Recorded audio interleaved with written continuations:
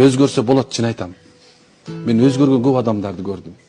Жан дүйнөсү иманга сугарылгандачы адамдар такыр өзгөрөт экен. Адамдын жан дүйнөсү дайыма иманга муктаж туруп. Ошо иманды качан сен ушу чыныгы бул иман менин жолум, ислам менин жолум, куткаруучу жол, мен бейишке кирем деген адам өзгөрөт экен. Сен деп гана сиз деп сүйлөшүп атканын көрүп атам. Көчөнү чоң буштун болгону бүгүн кечирип койчу деген угуп атам. Көчөнү алдамчы эле бүгүн чындык үчүн жан берип аткандарды көрүп атам. Чындык үчүн жан берет. Кечирип койчу, мен калп айтайын, бирок бул чындык мом дейт. Жаман көрсөң жаман көр. Көчөгүнү субхан ушундай бир аялдардын юбкасын бирөндө кое бербеген эмелерчи, бүгүн намакырам, ey Алла кечир деп мурунку нестер ыйлап аткандарын көрүп атам. Эмне үчүн көрсө өзгөрсө болот экен, иман өзгөртөт экен деп көрсөчү. Иманга сугарылсаң,